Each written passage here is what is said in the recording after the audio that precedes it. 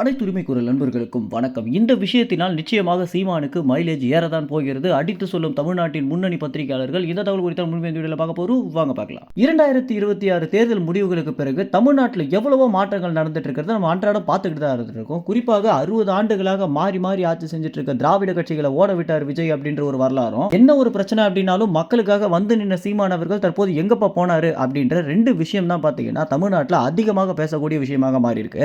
தமிழ்நாட்டு மக்களுக்கு ஒரு பிரச்சனை அப்படினாலோ அல்லது தமிழ்நாட்டில் எங்கேயாவது ஒரு பிரச்சனை நடக்குது அப்படினாலோ அந்த இடத்துல நிச்சயமாக நாம் தமிழர் கட்சியும் நாம் தமிழர் கட்சியுடைய தலைமை ஒருங்கிணைப்பாளரான சீமான் அவர்களையும் நிச்சயமாக பார்க்க முடியும் அப்படின்றதான் கலை யதார்த்தமாக இருக்கு. ஆனா 26 தேர்தல் முடிவுகள் அப்படின்றது உண்மையிலேயே நாம் தமிழர் கட்சியினரையும் நாம் தமிழர் கட்சியின் தலைமை ஒருங்கிணைப்பாளரான சீமான் அவர்களையும் எந்த அளவுக்கு பாதிச்சிருக்கு அப்படின்றத நம்ம கண்கூட பார்த்திருக்கோம் அப்படின்னே சொல்லலாம். ஏன்னா 26 தேர்தலுக்கு முன்பாகவே நாம் தமிழர் கட்சியினர் நிச்சயமாக இந்த முறை நமக்கு நிறைய வாக்கு சதவீதம் வரும் அப்படின்னு, ஏன்னா இந்த வாட்டி நம்ம நிறைய கலப்பணி பண்ணியிருக்கோம், மக்களுக்காக எல்லா இடங்களையும் போயிட்டு இருக்கோம், நிச்சயமாக மக்கள் நம்ம மேல கரிசனம் காட்டுவாங்க அப்படின்ற ஒரு நம்பிக்கையில தான் அனைத்து வேட்பாளர்களுமே நம்பிக்கையாக இருந்தாங்க. ஆனா விஜயுடைய அலை அப்படின்றது யாரை பாதிச்சதோ இல்லையோ நாம் தமிழர் கட்சியினருக்கு ஒரு பெரிய இடியாகவே மாறி இருக்கு அப்படின்றதுல எந்தவித மாற்று கருத்துமே இல்லை அப்படின்னு தான் சொல்லணும். இந்த ஒரு விஷயத்தினால நாம் தமிழர் கட்சியினர் ஒரு பெரிய மன உளைச்சலுக்கு ஆளா இருக்காங்க அப்படின்றதுல எந்தவித மாற்று கருத்துமே இல்லை அப்படின்னு சொல்லலாம். ஏன்னா சீமானவர்கள் பாத்தீங்கன்னா இனிமே உனக்கு எந்த ஒரு பிரச்சனை அப்படின்னாலும் நான் வந்து நிக்க மாட்டேன், எதுக்குமே எங்கிட்ட வந்து நிக்காதீங்க அப்படின்றத இணைய எழுச்சி பொதுக்கூட்டத்திலே திட்டவட்டமாக தெரிவிச்சிருந்தாரு. அதற்கு முன்னதாக கூட செய்தியாளர்கள் சந்திப்பு வரும்போது சீமானவர்கள் அதை கடந்து சென்றிருந்ததும் அதுக்கு அடுத்தபடியாக சீமானிடம் மைக்க நீட்டிய போது யதார்த்தமாக கையை நீட்டிட்டு வேணான்னு போயிருந்தது பாத்தீங்கன்னா அனைவருடைய கவனத்தை ஈர்த்திருக்கு அப்படின்னே சொல்லலாம். ஏன்னா செய்தியாளர்கள் சந்திப்பு ஒரு பெரிய பிரபலமானதற்கு முதல் முக்கிய காரணமே சீமானவர்கள் தான் அப்படின்றதுல எந்தவித மாற்று கருத்துமே இல்லை. ஏன்னா சீமானவர்கள் பாத்தீங்கன்னா காலை மாலை இரவு அப்படின்னு எல்லா வேலையுமே செய்தியாளர்கள் கேள்வி கேட்டா கூட எல்லாத்திற்குமே சலிக்காம பதிலளிக்கக்கூடிய ஒரு நபர் அப்படின்னு நம்ம அனைவருக்குமே தெரிஞ்சிருக்கோம். இப்படி இருக்கும்போது சீமானவர்கள் கொஞ்ச நாட்களாக செய்தியாளர்கள் சந்திப்பே வேணாம் அப்படின்னு போறது பாத்தீங்கன்னா அனைவருடைய கவனத்தை கொஞ்சம் கொஞ்சமாக ஈர்த்தது மட்டும் இல்லாம எதுவுமே பேசாமலே சீமானவர்கள் அதிக அளவில் ட்ரெண்டாகவும் மாறிட்டு வந்துட்டு இருக்கிறத நம்மளால பார்க்க முடியுது. இந்த விஷயம் குறித்து தான் தமிழ்நாட்டுடைய முன்னணி பத்திரிகையாளர்களாக இருக்கக்கூடிய அனைவருமே என்ன சொல்றாங்க அப்படின்னா, இந்த விஷயம் அப்படின்றது நிச்சயமாக சீமானுடைய அரசியலுக்கு பெரிதளவில் கை கொடுக்க போகுது. நீங்க வேணா பாருங்க 2029 மக்களவை தேர்தலிலே நிச்சயமாக சீமானவர்களுக்கு அதிகமாக வாக்கு சதவீதம் வரப்போகுது அப்படின்னும், ஏன்னா இது வரைக்கும் சீமான் பண்ண பாலிடிக்ஸ் வேறையாகவும் இப்ப பண்ணிட்டு இருக்கிறது அப்படின்றது ஒரு சைலண்ட் பாலிடிக்ஸாகவும் மாறி இருக்க காரணத்தினால எப்பயாவது சீமானவர்கள் பேசுவாரா, சீமான் இந்த விஷயத்துக்கு குரல் கொடுப்பாரா அப்படின்னு மக்கள் அனைவருமே சீமான நோட் பண்ணிட்டு வந்துட்டு இருக்காங்க. இதனால சீமானவர்கள் அடுத்த கட்டமாக பண்ணக்கூடிய விஷயம் அப்படின்றது அனைவரையுமே புரட்டி போட்டுச்சு அப்படின்னா நிச்சயமாக 29 தேர்தலில் பெரிதளவில் கை கொடுக்கும் அப்படின்றது எந்தவித மாற்று கருத்துமே இல்லை அப்படின்னு தான் மூத்த பத்திரிகையாளர்கள் அனைவருமே சொல்லிட்டு இருக்காங்க.